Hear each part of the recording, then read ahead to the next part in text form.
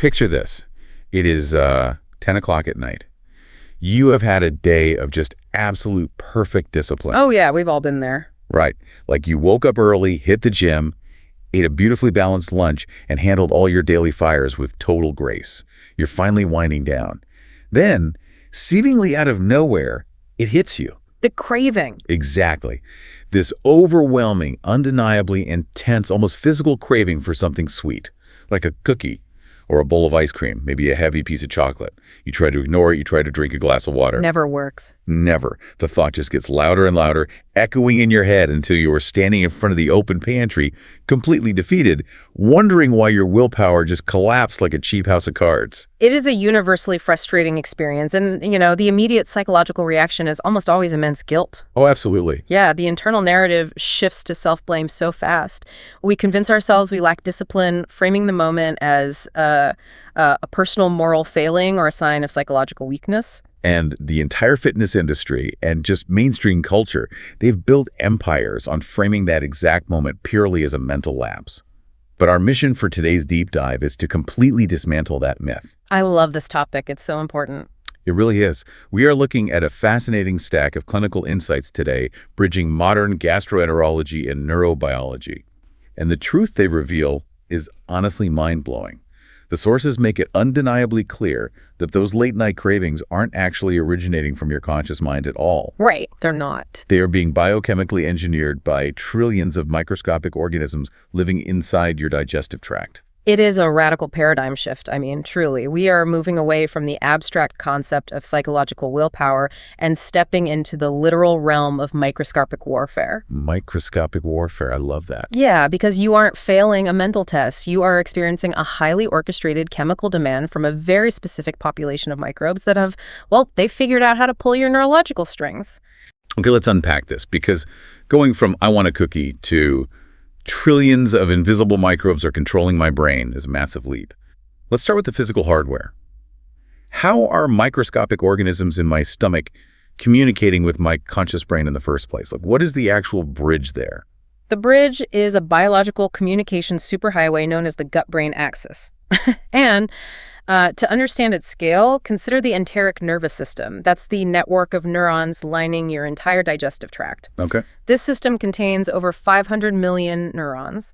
It operates with such complexity and independence that neurobiologists actually often refer to it as the second brain. And the primary fiber optic cable connecting the second brain down below to your central nervous system up top is the vagus nerve. Now, the vagus nerve always gets brought up as the thing that calms us down, right? Mm-hmm. Like with deep breathing exercises and stuff. But the sources highlight that it's a bidirectional highway. It is. In fact, roughly 80 to 90% of the nerve fibers in the vagus nerve are afferent, meaning they send information up from the gut to the brain rather than the brain sending commands down. The gut is constantly uploading massive amounts of data about your internal environment. Wow, okay. Yeah, and the nature of that data depends entirely on the populations of microorganisms generating the messages. Your gut microbiome isn't just a passive pool of digestive enzymes. Right. It's a bustling, highly active ecosystem made up of competing factions, and different species of bacteria require entirely different types of fuel to survive. So we basically have a turf war happening inside us. You can absolutely view it that way. On one side, you have the beneficial symbiotic bacteria. These populations thrive on complex, indigestible plant fibers. The good guys. Exactly, the good guys. When you consume fiber, these microbes ferment it and produce incredibly potent health-promoting byproducts called short-chain fatty acids. Okay, I think I read about this. Is butyrate one of them? Yes, exactly. A key player here is butyrate. Butyrate acts as a systemic anti-inflammatory. It literally repairs the cellular lining of your intestinal wall. And crucially, it interacts with the vagus nerve to send powerful, sustained signals of satiety and systemic stability up to the brain. So if I eat like a massive serving of broccoli, I am essentially handing raw materials to these symbiotic bacteria. They manufacture butyrate, and my brain gets a chemical memo saying, resource levels are optimal, we're a full stand down. That is the intended evolutionary design, yeah. But then you have the opportunistic and pathogenic streams on the other side of the battlefield. The bad guys. Right. We're looking at certain fungal species like Candida and vast populations of Firmicutes bacteria.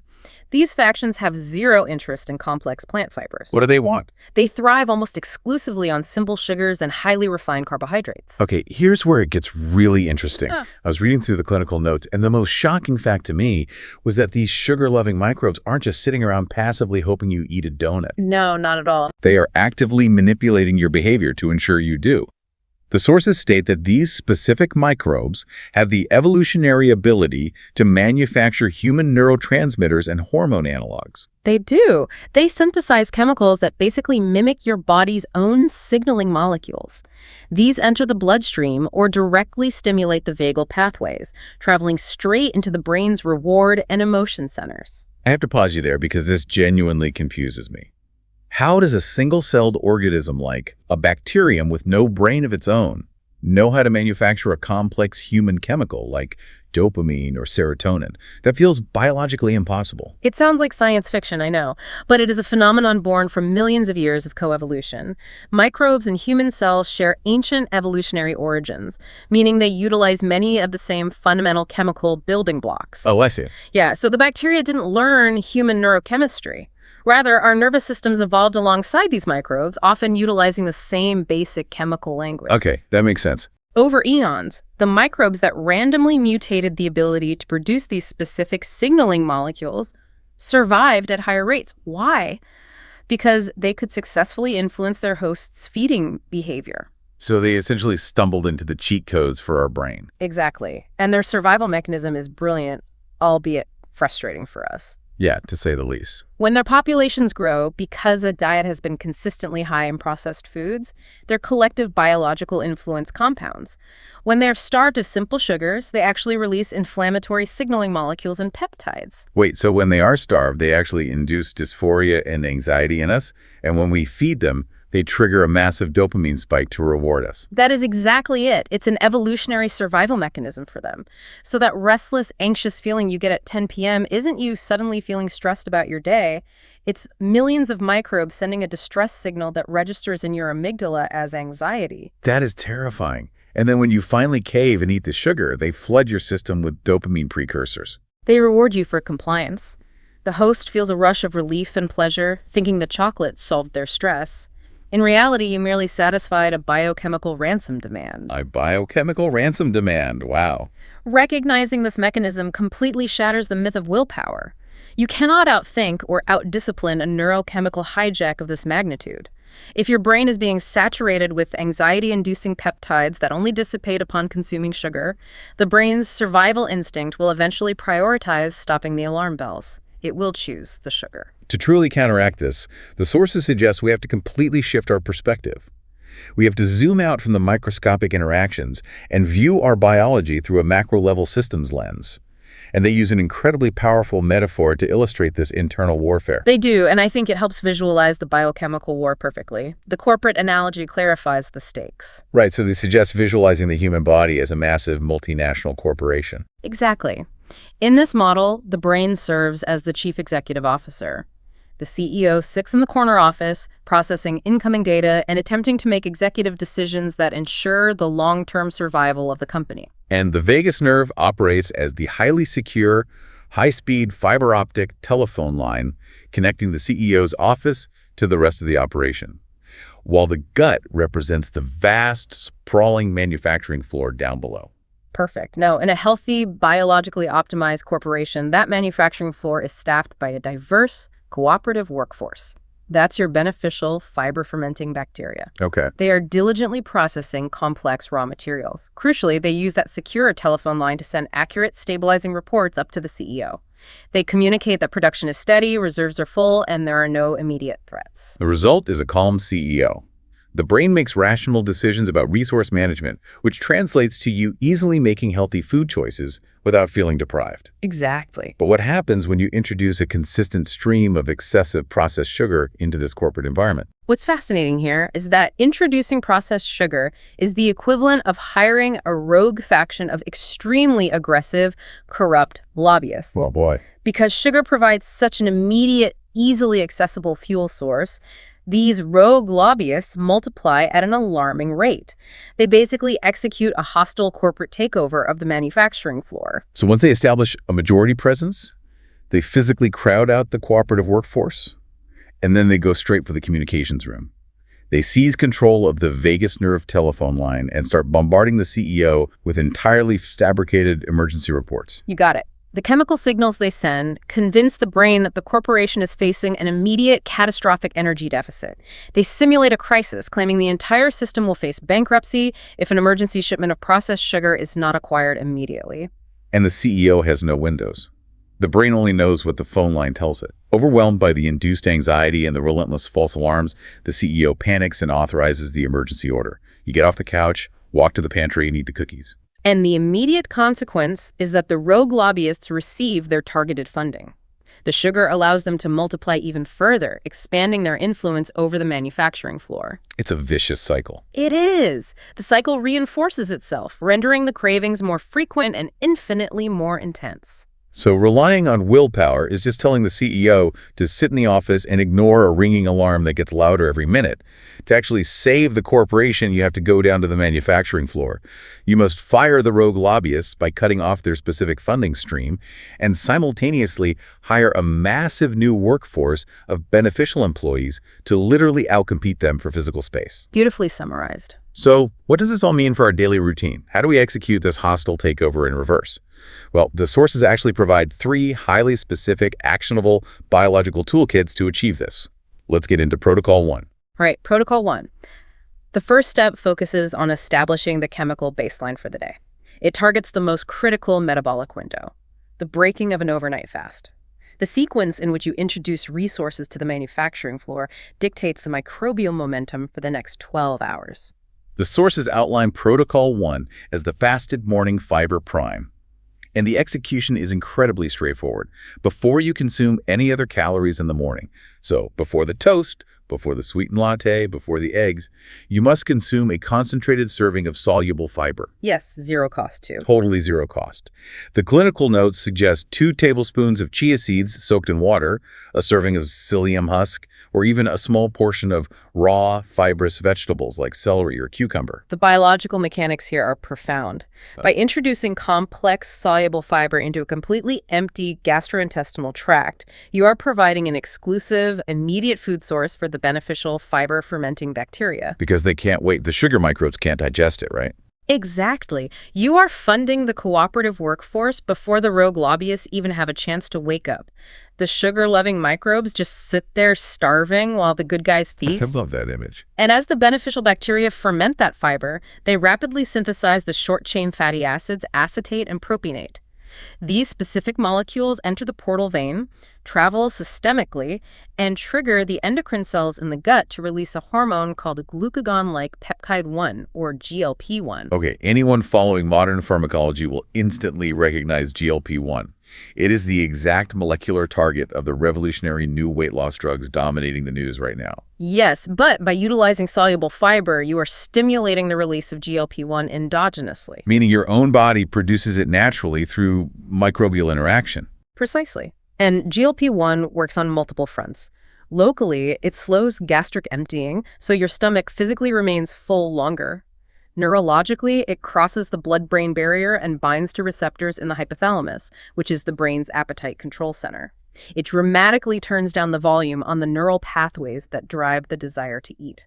Wait, really? Just from fiber? Yeah. So by simply drinking some soaked chia seeds first thing in the morning, you are chemically insulating your brain against sugar cravings for the rest of the day. You are. That is wild. It really recalibrates the baseline definition of what a diet should be. We usually view a diet as a conscious restriction of calories, like an exercise and deprivation. But in this biological framework, a diet is just the habitual management of an ecosystem. You aren't restricting yourself. You're strategically allocating resources to the workforce you want to empower. That framing fundamentally changes the relationship with food. You start viewing everything you ingest not merely as hollow energy, but as specific communication signals. Speaking of communication signals, even with a strong morning baseline, modern environments are highly stressful, and cravings can still break through. That brings us to Protocol 2, the bitter food receptor reset. This protocol relies on a fascinating evolutionary quirk from the text. It really is fascinating. Throughout human history, our sensory systems linked sweet tastes with safe, dense energy. Ripe fruit meant survival. But bitter flavor profiles served a completely different evolutionary purpose. Right. A bitter taste in the wild was a primary warning signal. It indicated the potential presence of toxic alkaloids or, conversely, highly potent medicinal compounds found in certain roots and botanicals. Okay. When the human tongue detected bitterness, it triggered a systemic alert, forcing the body to slow down consumption and prepare the gastrointestinal tract to neutralize threats. The problem is that modern industrialized food processing has almost entirely eradicated bitter flavor profiles. Everything is engineered to hit the sweet, salty, or umami receptors. Our sweet receptors are subjected to endless, hyperpalatable stimulation with absolutely no biological counterbalance. And that's where Protocol 2 comes in. It leverages our hardwired evolutionary neurobiology to create that counterbalance. The directive is to consume a highly bitter substance approximately 15 to 20 minutes before a large meal, or, crucially, at the exact moment, a severe sugar craving strikes. The sources recommend a small handful of raw arugula, a cup of strong green or black tea steeped extensively to release the bitter tannins, or a tablespoon of raw, unfiltered apple cider vinegar heavily diluted in water.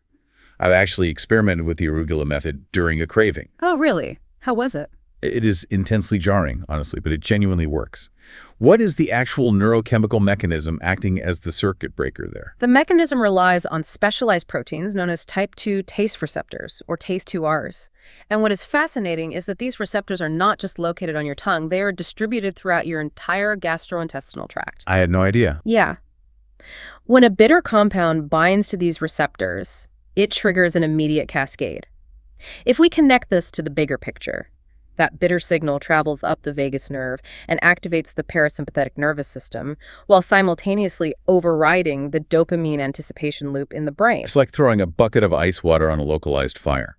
The brain is entirely focused on the anticipated dopamine rush of a cookie, and suddenly this intense evolutionary warning signal snaps the neural circuitry out of the loop. Exactly. Furthermore, the activation of those type 2 receptors stimulates the liver to release bile and prompts the pancreas to secrete digestive enzymes.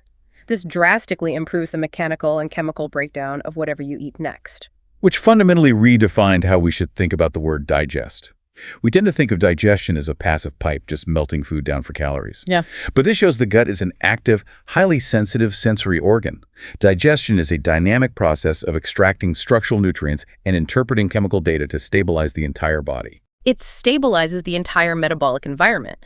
And because those enzymes stabilize the blood glucose response, you prevent the sharp insulin spikes and subsequent crashes that guarantee a secondary wave of cravings later in the afternoon. That's huge.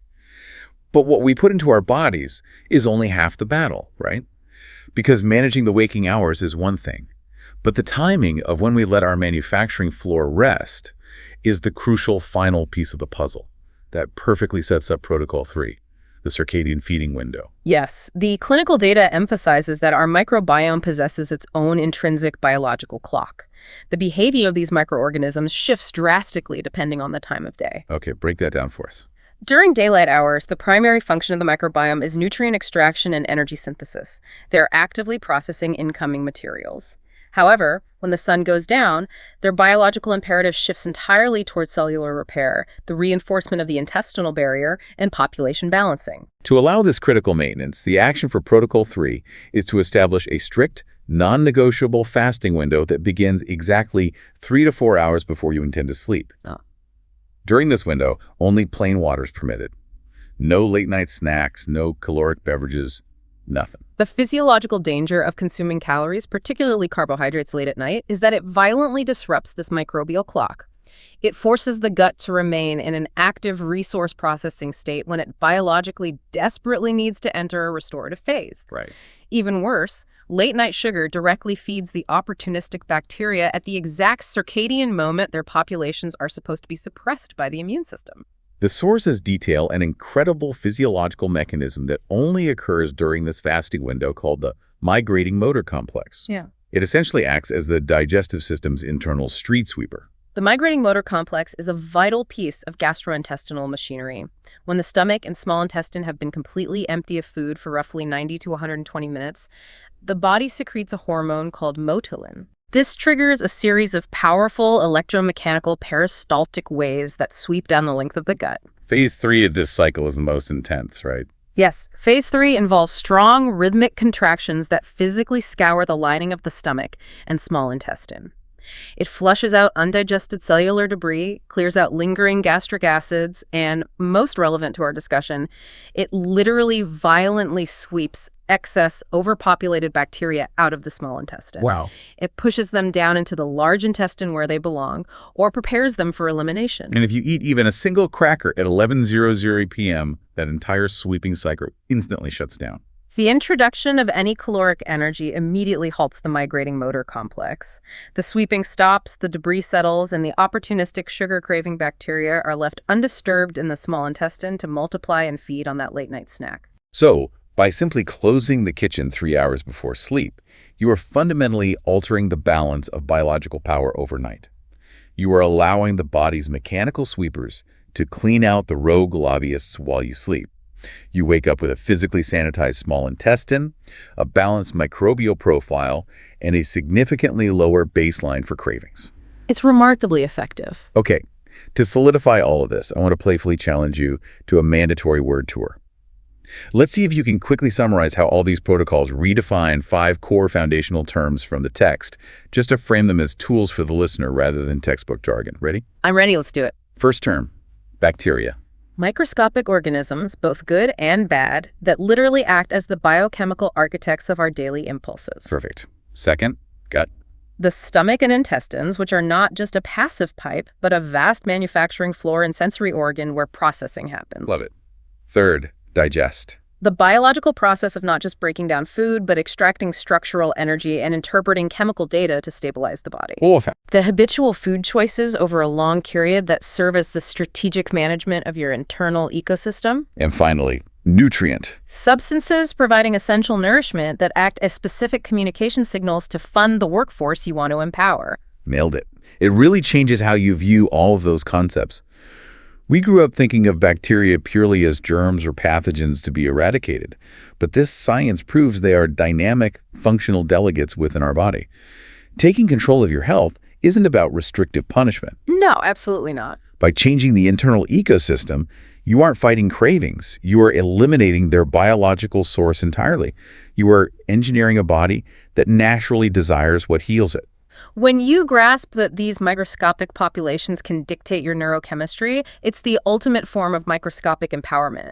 You systematically fire the corrupt lobbyists, Right. And you build a manufacturing floor that chemically desires exactly what it needs. You don't have to fight the craving if the biological signal for the craving simply ceases to exist.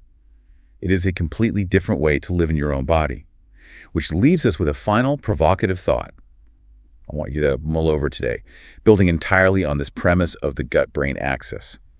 If these microscopic organisms have the evolutionary power to completely hijack our brain's dopamine pathways and manufacture intense anxiety just to get a sugar fix, what other daily moods, sudden frustrations, or even core personality traits might not actually be you? Yeah, that is a deep question. What if a portion of your brain fog or irritability is just the secret chemical demands of the bacteria you fed yesterday? It is definitely something to think about the next time it's 10 o'clock at night and you find yourself wandering toward the pantry. Thank you for joining us on this deep dive. See you next time.